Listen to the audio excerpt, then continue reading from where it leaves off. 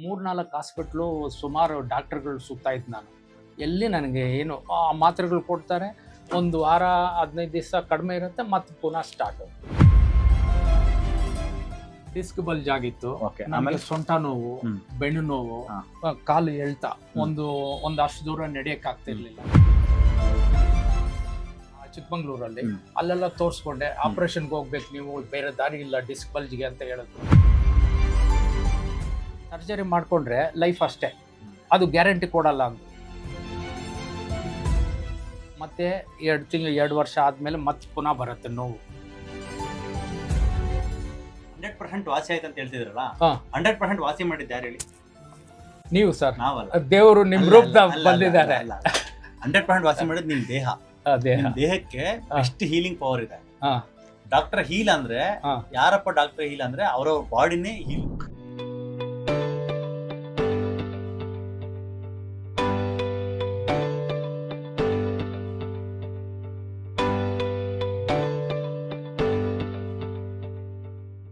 ಸ್ನೇಹಿತರೆ, ಸತೀಶ್ ಅಂತ, ಇವ್ರಿಗೆ 56 ವರ್ಷ ವಯಸ್ಸು.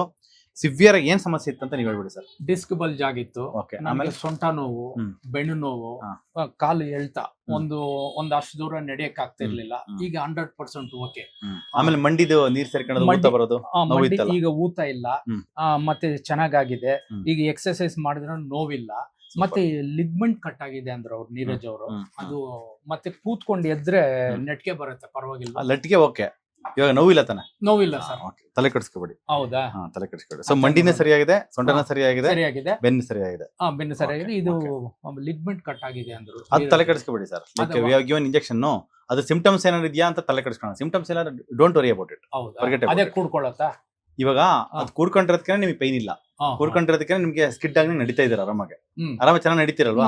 ಇವಾಗ ಎಷ್ಟು ಕಿಲೋಮೀಟರ್ ವಾಕ್ ಮಾಡ್ತೀರಾ? ಈಗ ಸರ್ ಬೆಳಗ್ಗೆ 1-2.5 ಕಿಲೋಮೀಟರ್, ಸಂಜೆ 1-2 ಕಿಲೋಮೀಟರ್. ಸರ್ ನೀವು ದೇವ್ರು ನಿಮ್ ರೂಪದಲ್ಲಿ ಬಂದಿದ್ದಾರೆ. ನಾನು ಎಲ್ಲೆಲ್ಲೋ ಸುತ್ತಾಡಿ ಎಲ್ಲಿ ಚೆನ್ನಾಗಿಲ್ಲ, 2 ವರ್ಷದಿಂದ ಪ್ರಾಬ್ಲಮ್ ಇದ್ದಿದ್ದು. ಇಲ್ಲಿಗೆ ಬಂದ್ಮೇಲೆ ನಾನು ಚೆನ್ನಾಗಿದ್ದೀನಿ, ತೃಪ್ತಿಯಾಗಿ ಹೇಳ್ತೀನಿ. ನಿಮ್ಗೆ ಸ್ಟಾರ್ಟ್ ಆಗಿದ್ದು ಯಾವಾಗಿಂದ ಸರ್ ಸಮಸ್ಯೆ? 2-2.5 ವರ್ಷ ಸಡನ್ ಆಗಿ ಸ್ಟಾರ್ಟ್ ಆಗಿದ್ದು. ಅಲ್ಲಿ ನಾನು 2 ವರ್ಷದಿಂದ ಅಥವಾ ರೀಸೆಂಟ್ ಸ್ಟಾರ್ಟ್ ಆಯ್ತಾ ಅಥವಾ ಅದಕ್ಕಿಂತ ಮುಂಚೆನಾ? ಇಲ್ಲ, ಇಲ್ಲಿಗೆ ಬಂದಿದ್ದು 7 ತಿಂಗಳಾಯ್ತು. ಇಲ್ಲಿಗೆ ಬಂದು 7 ಮಂತ್ಸ್ ಆಯ್ತು. 7 ಮಂತ್ಸ್. ಅದಕ್ಕೂ ಮೊದಲು ನನಗೆ 2 ವರ್ಷ ಆ ಕಡೆಯಿಂದ ಇತ್ತು ಸಮಸ್ಯೆ. ನಾನು ಬೇರೆ ಊರಲ್ಲಿದ್ದೆ, ಚಿಕ್ಕಮಂಗ್ಳೂರಲ್ಲಿ. ಅಲ್ಲೆಲ್ಲ ತೋರಿಸ್ಕೊಂಡೆ, ಆಪರೇಷನ್ಗೆ ಹೋಗ್ಬೇಕು ನೀವು, ಬೇರೆ ದಾರಿ ಇಲ್ಲ ಡಿಸ್ಕ್ ಬಲ್ಜ್ಗೆ ಅಂತ ಹೇಳಿದ್ರು. ನನಗೆ ಇಷ್ಟ ಅಲ್ಲ ಆಪರೇಷನ್ ಮಾಡಿಸ್ಕೊಳ್ಳೋದು. ಆಮೇಲೆ ಯೂಟ್ಯೂಬ್ ಅಲ್ಲಿ ನೋಡ್ತಾ ಇದ್ದೆ, ನಿಮ್ಮದು ನೋಡಿ ಇಲ್ಲಿಗೆ ಈಗ ಬೆಂಗಳೂರಿಗೆ ಶಿಫ್ಟ್ ಆಗಿದ್ದೀವಿ. ಇಲ್ಲಿಗೆ ಬಂದಿದ್ದೀನಿ. ತುಂಬಾ ಖುಷಿ ಆಗುತ್ತೆ ಸರ್. ನಿಮ್ಮ ಟ್ರೀಟ್ಮೆಂಟ್ ಆಗ್ಲಿ, ನಿಮ್ಮ ಮಾತುಗಳಾಗ್ಲಿ, ಮತ್ತೆ ನಿಮ್ ಪಥ್ಯ ಬಾರಿ ಚೆನ್ನಾಗಿದೆ. ಆ ಪಥ್ಯದಿಂದ ಅರ್ಧ ಚೆನ್ನಾಗಿದ್ದೀನಿ. ನಮ್ಮ ಪೇಷಂಟ್ ಕೆಲವರು ಮಾಡಕ್ ಆಗಲ್ಲ ಅಂತಾರೆ, ಕಷ್ಟ ಐತೆ, ತುಂಬಾ ಕಷ್ಟ ಐತೆ. ನಾನು ಹಂಗೆ ಫಸ್ಟ್ ಅನ್ಕೊಂಡೆ, ಆಯ್ತು ಪಥ್ಯ ಚೆನ್ನಾಗಿದ್ದೀನಿ. ಅದರಿಂದ ತೂಕ ನಾನು 97 kg ಇದ್ದೆ, ಈಗ 81-82 ಈಗ. ಹೌದು, ಮುಂಚೆ ದಪ್ಪ ಇದ್ರಿ ನೀವು, ನಾನು ಅಬ್ಸರ್ವ್ ಮಾಡಿದೀನಿ. 6 ತಿಂಗಳ ಮುಂಚೆ ಬಂದ 15-16 kg ತೂಕ ಕಡಿಮೆ ಆಗಿದೆ 6 ಮಂತ್ಸ್ ಅಲ್ಲಿ. 6 ಮಂತ್ಸ್ ಅಲ್ಲಿ. ಸರ್, ನಾನು ಎಷ್ಟೋ ತೂಕ ಕಡಿಮೆ ಟ್ರೈ ಮಾಡಿದೆ, ಯಾವ್ದ್ರಲ್ಲೇ ಆಗಿಲ್ಲ. ಅರ್ಧ ಕೆಜಿ 1 kg ಕಡಿಮೆ ಆಗೋದು, ಮತ್ತೆ ಹಂಗೇ ಇರೋದು. Correct sir.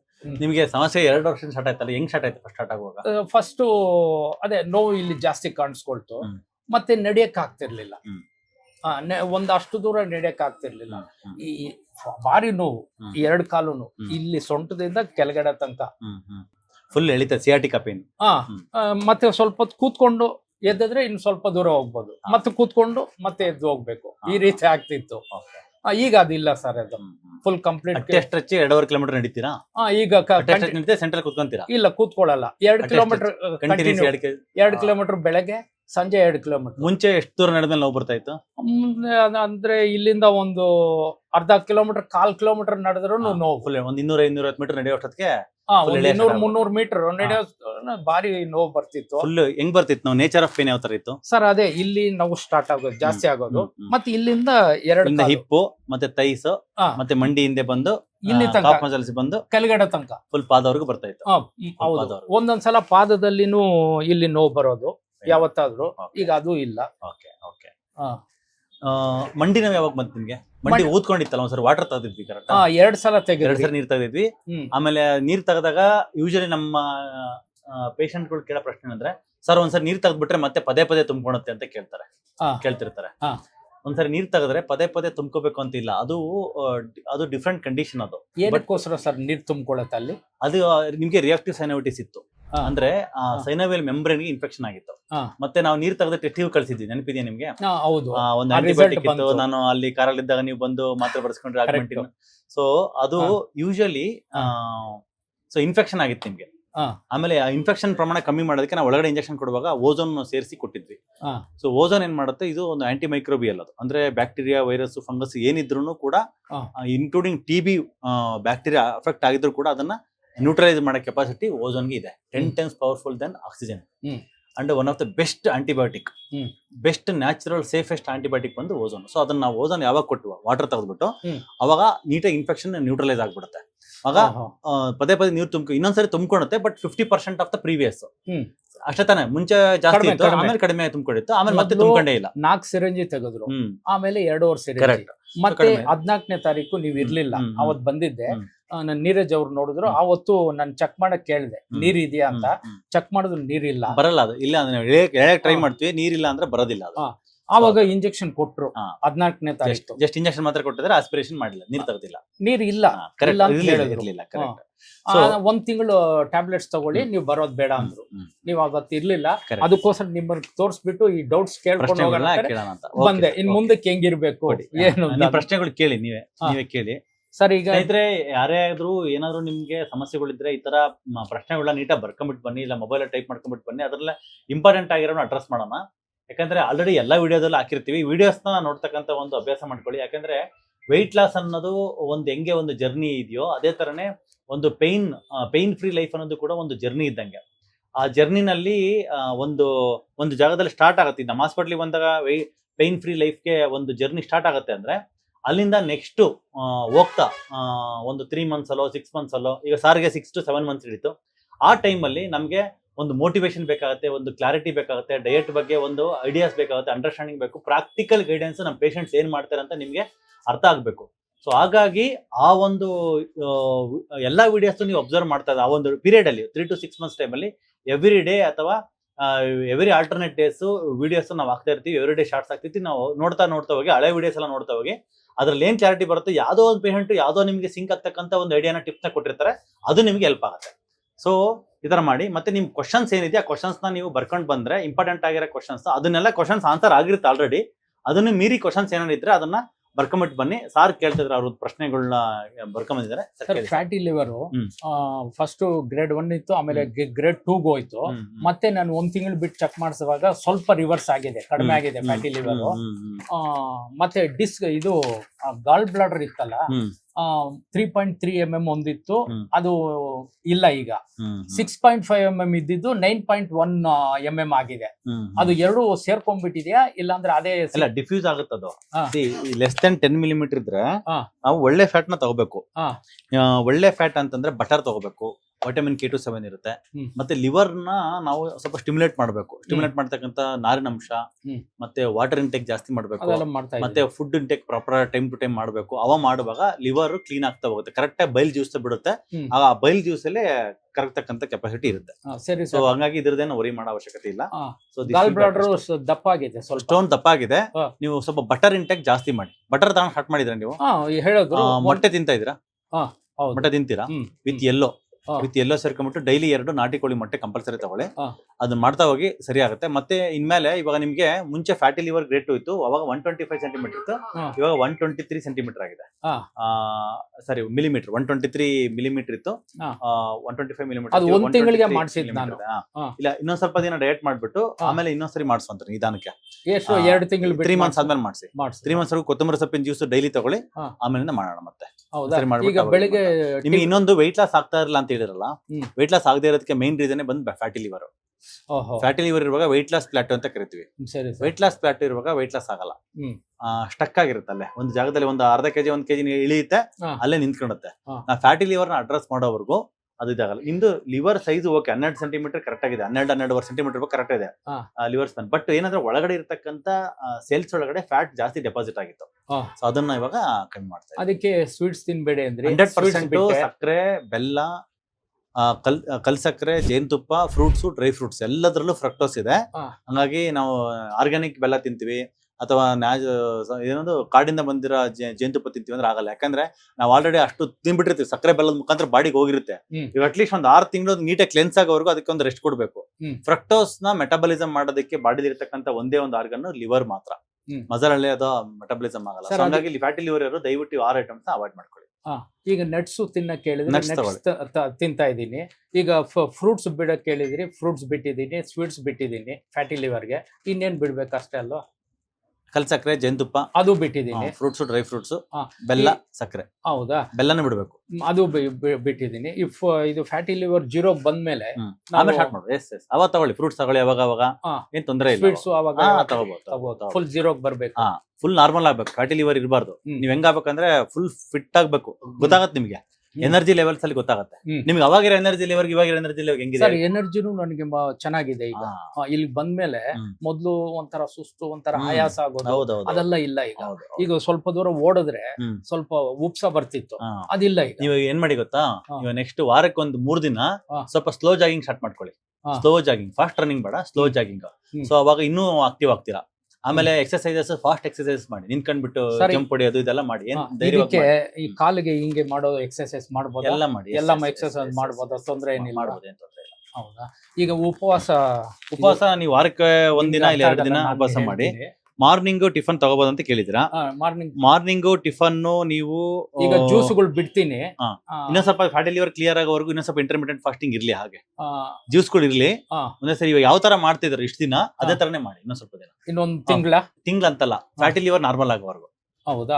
ಬೆಳಗ್ಗೆ ಜ್ಯೂಸ್ಗಳೇ ಇದೇ ತರನೇ ಮಾಡಿ. ಇನ್ನು 2 ಮಂತ್ಸ್ ಆದ್ಮೇಲೆ, 2 ಮಂತ್ಸ್ ವರೆಗೂ ಮಾಡಿ. 2 ಮಂತ್ಸ್ ಆದ್ಮೇಲೆ ಸ್ಕ್ಯಾನಿಂಗ್ ಮಾಡಿಸಿ.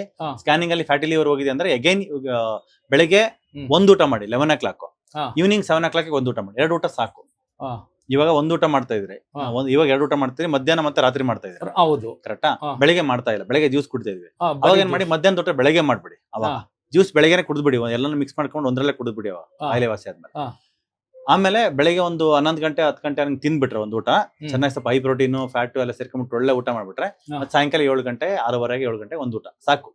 2 ಮೀಲ್ಸ್ ಅಡಿ. ನಿಮ್ಗೆ ಯಾವ ಕಾಯಿಲೆ ಬರಬಾರ್ದು ಫ್ಯೂಚರ್ ಅಲ್ಲಿ ಅಂತಂದ್ರೆ 2 ಮೀಲ್ಸ್. ನನಗೆ ಇನ್ನು ಅವು ಇವೆಲ್ಲ ಕಾಯಿಲೆಗಳೆಲ್ಲ ಬರ್ಲಿ ಅಂತಂದ್ರೆ ದಿನಕ್ಕೆ 3 ಸರಿ 4 ಸರಿ ಮಾಡ್ಬೋದು. ಇಡ್ಲಿ ದೋಸೆ ಏನಾದ್ರು ತಿನ್ಬೋದು ಇವಾಗ ಸದ್ಯಕ್ಕೆ ಬೇಡ.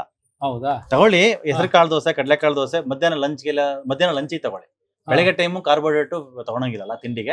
ಡಿಸ್ಬಲ್ಸ್ ಚೆನ್ನಾಗಿದೆ ಅಲ್ಲ, ಅದಕ್ಕೆ ತೊಂದರೆ ಆಗತ್ತಾ? ವೈಟ್ ರೈಸ್ ಅಲ್ಲಿ ಮಾಡ್ತಾರಲ್ಲ ದೋಸೆ ಇಡ್ಲಿ, ಅದಕ್ಕಂತಲ್ಲ. ನಿಮ್ಗೆ ಫ್ಯಾಟಿ ಲಿವರ್ ಮೇಲೆ ಫೋಕಸ್ ಮಾಡ್ತಾ ಇದ್ದೀನಿ. ಇಲ್ಲಾಂದ್ರೆ ನೀವು ಮಾಡ್ಬೋದಾಯ್ತು. ಫ್ಯಾಟಿ ಲಿವರ್ ಇದೆ ಅಂದ್ರೆ ಮತ್ತೆ ಕಾಯಿಲೆಗಳು ರೀಅಪಿಯರ್ ಆಗುತ್ತೆ. ಯಾಕಂದ್ರೆ ಫ್ಯಾಟಿ ಲಿವರ್ಗೂ ಬೇರೆ ಎಲ್ಲಾ ಕಾಯಿಲೆಗಳು. ಅದಕ್ಕೆ ದೋಸೆ ಇಡ್ಲಿ ಬೇಡ. ದೋಸೆ ಇಡ್ಲಿ ಹೆಸರು ಕಾಳು ಕಡಲೆಕಾಳು ಯೂಸ್ ಮಾಡಿ. ಉದ್ದಿನ ಬೇಳೆ 90%, 10% ಅಕ್ಕಿ.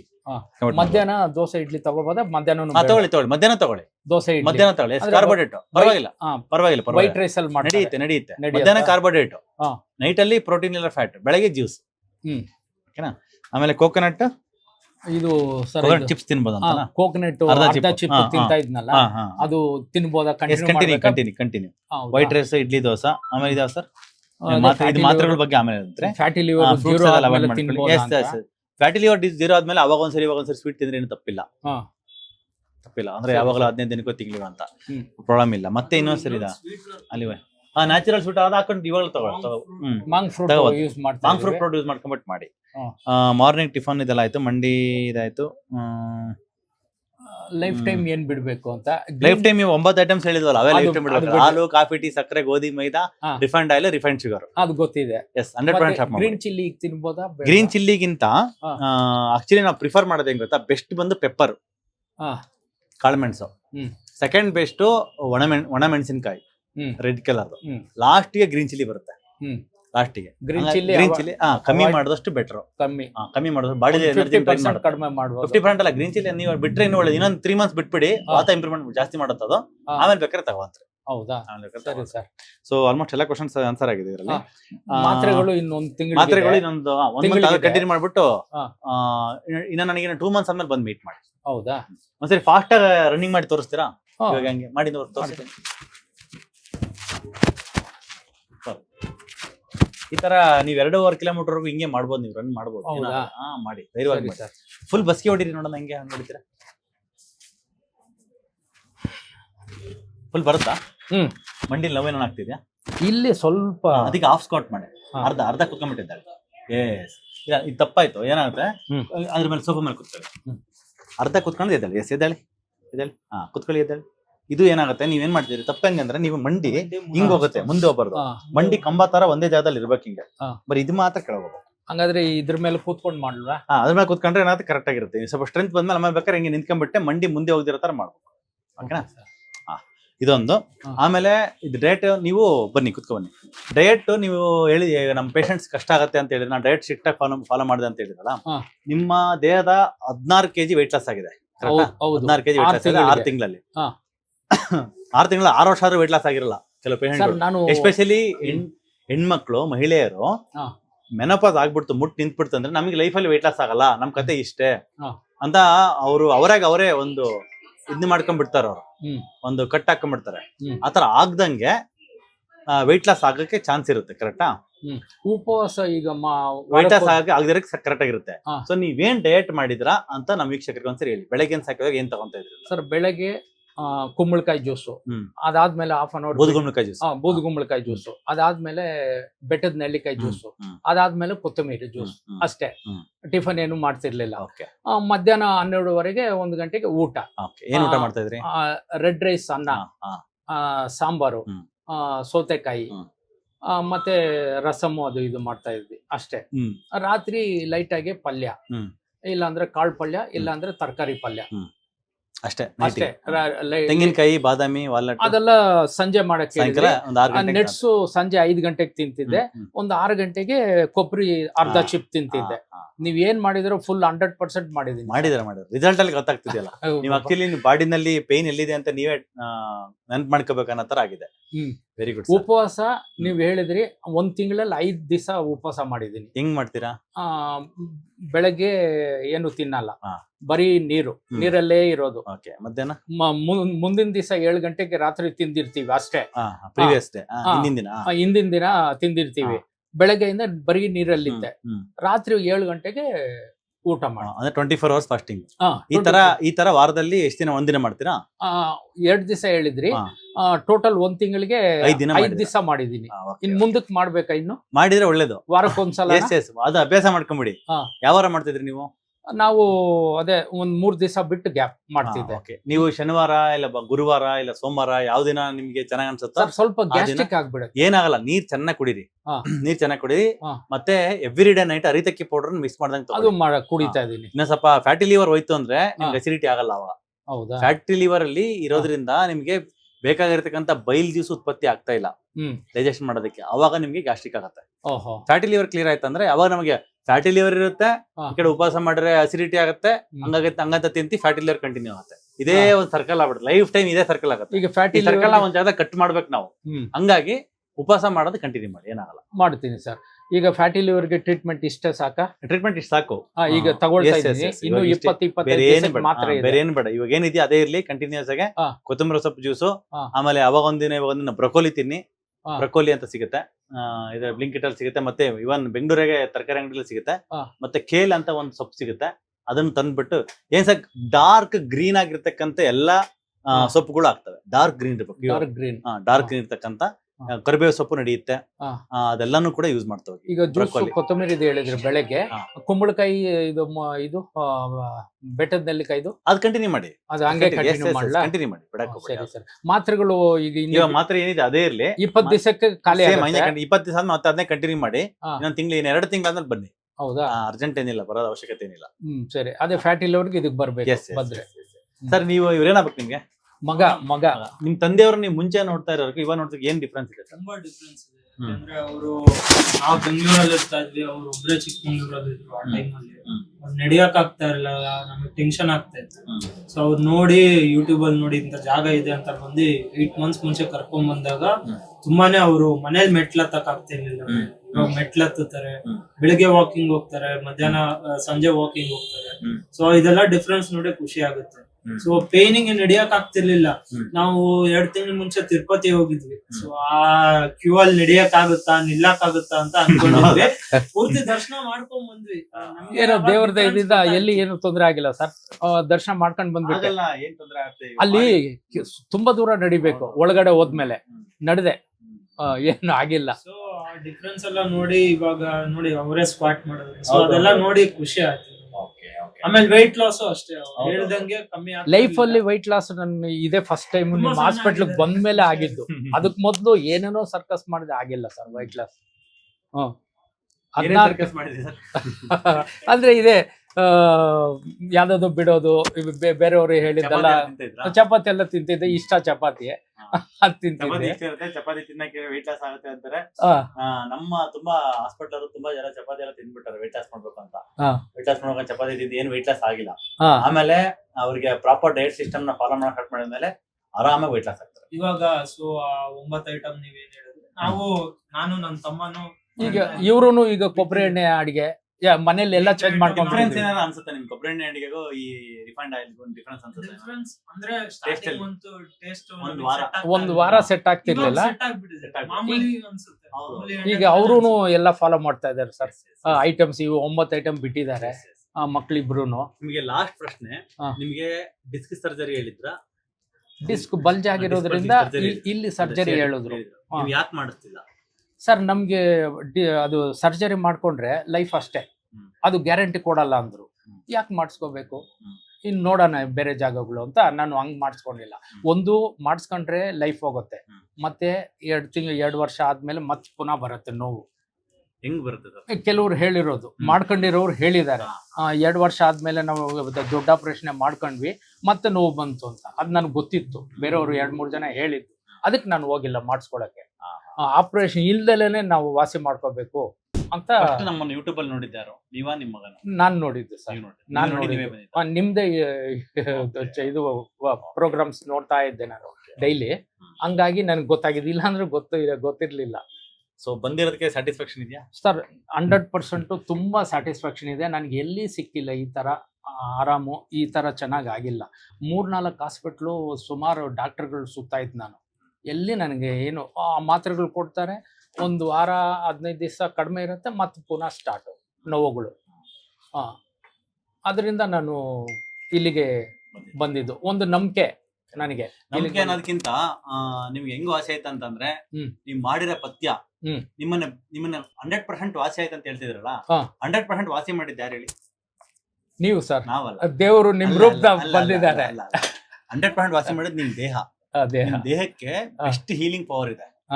ಡಾಕ್ಟರ್ ಹೀಲ್ ಅಂದ್ರೆ ಯಾರಪ್ಪ ಡಾಕ್ಟರ್ ಹೀಲ್ ಅಂದ್ರೆ ಅವ್ರ ಬಾಡಿನೇ ಹೀಲ್ ಅಂದ್ರೆ ಅವ್ರ ಬಾಡಿನೇ ಡಾಕ್ಟರ್ ಹೀಲಿಂಗ್ ಕೆಪಾಸಿಟಿ 100% ಇರೋದು ಬಾಡಿಗೆ.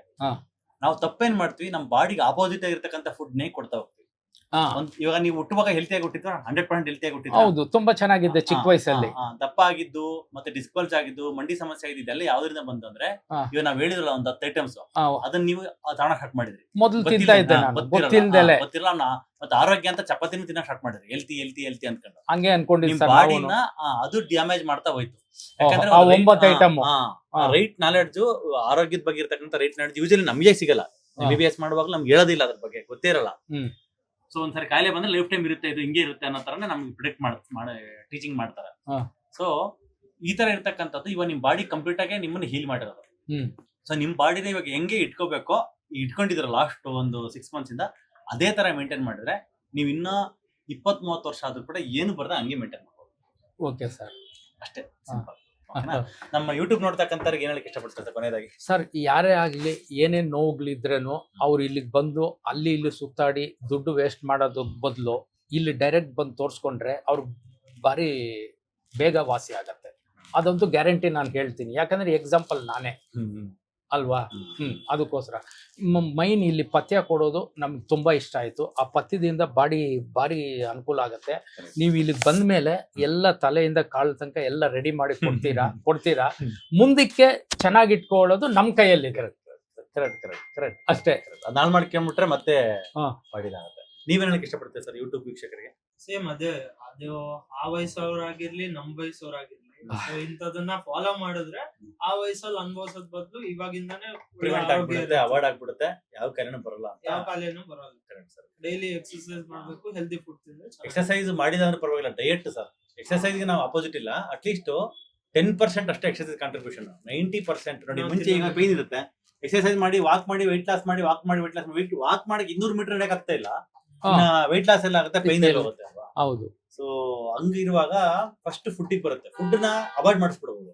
ಅವಾಯ್ಡ್ ಮಾಡಿಸಿದ್ಮೇಲೆ ಅವಾಗ ಅವರೇ ನಡೀತಾರೆ. ನೋವಿಲ್ಲ ಅಂದ್ರೆ ಆರಾಮಾಗಿ ನಡೀತೀರ. ಆರಾಮಾಗಿ ಹೋಗ್ತೀನಿ. ಹಂಗಾಗಿ ಸರ್ ಮಧ್ಯಾಹ್ನ ಕಾರ್ಬೋಹೈಡ್ರೇಟ್ ತಿಂದಿ ದೋಸೆ ಇಡ್ಲಿ ವೈಟ್ ರೈಸ್ ತಿನ್ನಿ ಅಂದ್ರಿ, ಅದರಿಂದ ಈ ಫ್ಯಾಟಿ ಲಿವರ್ಗೆ ಮತ್ತೆ ಗಾಲ್ ಬ್ಲಾಡರ್ ತೊಂದರೆ ಆಗಲ್ವಾ? ಇಲ್ಲ, ಆಗಲ್ಲ. ಯಾಕಂದ್ರೆ ನೀವು ನೈಟ್ ಅಲ್ಲಿ ಫ್ಯಾಟ್ ತಿಂತಾ ಇದ್ರಲ್ಲ, ಒಂದ್ ಮೀಲ್ ಫುಲ್ ಫ್ಯಾಟ್ ಅಲ್ಲ ನೈಟ್, ಮತ್ತೆ ಮಾರ್ನಿಂಗ್ ಟೈಮ್ ಅಲ್ಲಿ only fibre and vitamins and minerals ಇರುತ್ತಲ್ಲ, ಹಂಗಾಗಿ ಸಮಸ್ಯೆ ಅಲ್ಲ. ಕಾರ್ಬೋಹೈಡ್ರೇಟ್ ಇಂದ ಸಮಸ್ಯೆ ಅಲ್ಲ. ಕಾರ್ಬೋಹೈಡ್ರೇಟ್ ಅನ್ನನ್ನ ಎನಿಮಿ ಮಾಡ್ಬಿಟ್ಟಾರೆ, ಶತ್ರು ಮಾಡ್ಬಿಟ್ಟಾರೆ. ಬಟ್ ಹಿಂದಿನ ಕಾಲದ ಅನ್ನಂ ಬ್ರಹ್ಮ ಅಂತ ಹೇಳಿದ್ರೆ, ಚಪಾತಿ ಬ್ರಹ್ಮ ಅಂತ ಹೇಳಿಲ್ಲ. ಇತ್ತೀಚೆಗೆ ಚಪಾತಿ ನಾನು ಜಾಸ್ತಿ ತಿಂತಾ ಇದ್ದೆ ಸರ್. ಚಪಾತಿ ಇಷ್ಟ, ಚಪಾತಿ ಅಂದ್ರೆ ಟೇಸ್ಟಿ ಆಗಿರುತ್ತೆ, ವೆಯ್ಟ್ ಲಾಸ್ ಆಗುತ್ತೆ, ಬೆನಿಫಿಟ್ ಆಗುತ್ತೆ ಅಂತ ಹೇಳ್ಬಿಟ್ರೆ ಇನ್ನೇನು. ಅಂದ್ರೆ ವೈಟ್ ರೈಸ್ ಮತ್ತೆ ದೋಸೆ ಇಡ್ಲಿ ತಿನ್ನೋದ್ರಿಂದ ಇದು ಗಾಲ್ ಬ್ಲಾಡರ್ಗೆ ಮತ್ತೆ ಫ್ಯಾಟಿ ಲಿವರ್ಗೆ ತೊಂದರೆ ಆಗಲ್ಲ. ಮೊಟ್ಟೆ ತಿನ್ನಿ, ತೊಂದರೆ ಆಗಲ್ಲ. ಮೊಟ್ಟೆ ತಿನ್ನಿ, ಬಟರ್ ತಿನ್ನಿ, ಓಕೆ ಸರ್, ಸಮಸ್ಯೆ ಆಗಲ್ಲ. ಕಾರ್ಬೋಹೈಡ್ರೇಟ್ ನಮ್ಮ ಬಾಡಿಗೆ ಬೇಕು. ಒನ್ ಟೈಮ್ ಕೊಡಿ ದಿನಕ್ಕೆ. One time fat, one time protein ಕೊಡಿ. ಬೇಜಾನಾಯ್ತು. Thank you sir. Thank you.